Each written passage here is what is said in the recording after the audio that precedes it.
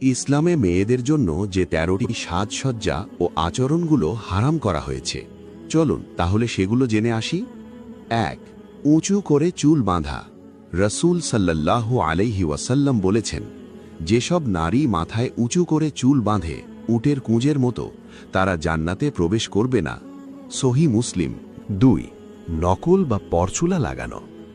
আল্লাহ সেই নারীকে অভিশাপ দিয়েছেন যে নকল চুল লাগায় এবং যে চুল লাগাতে বলে।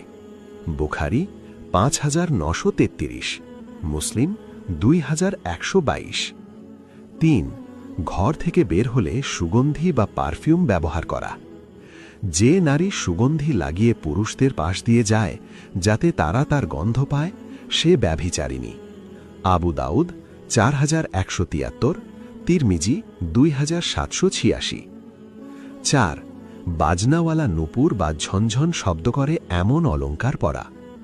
আল্লাহ বলেন, তারা যেন এমনভাবে পা না ফেলে যাতে তাদের গোপন অলঙ্কার প্রকাশ পায়।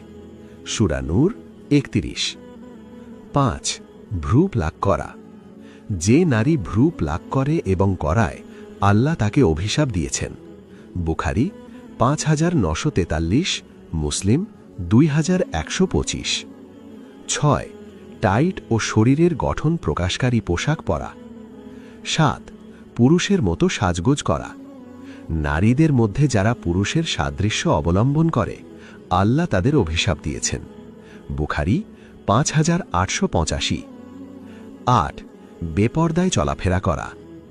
আল্লাহ বলেন, তারা যেন তাদের সৌন্দর্য প্রকাশ না করে। সূরা নূর ৩১। ৯. মেকআপ করে পরপুরুষের সামনে বের হওয়া। আল্লাহ তাআলা বলেন, তোমরা ঘরে অবস্থান করো এবং জাহিলি যুগের মতো সাজসজ্জা প্রদর্শন করো না। সূরা আহজাব ৩৩। ১০. অশালীন বা পাতলা কাপড় পরা। যে পোশাক পরেও শরীর দেখা যায়, তারা জান্নাতের গন্ধও পাবে না। মুসলিম ২১২৮। ১১. ট্যাটু করা। যে নারী ট্যাটু করে ও করায়, আল্লাহ তাকে অভিশাপ দিয়েছেন। বুখারী ৫৯৩৭। ১২. নখ বড় রাখা ও অস্বাভাবিক রং করা। ১০টি জিনিস ফিতরাতের অন্তর্গত, নখ কাটা তার একটি। মুসলিম ২৫৭। ১৩. পরপুরুষের দৃষ্টি আকর্ষণের উদ্দেশ্যে হাঁটা চলা। আল্লাহ বলেন, তারা যেন কোমল কণ্ঠে কথা না বলে। সূরা আহজাব ৩২। ইসলাম নারীর সৌন্দর্যকে নিষিদ্ধ করেনি, বরং পরপুরুষের সামনে সৌন্দর্য প্রদর্শন নিষিদ্ধ করেছে।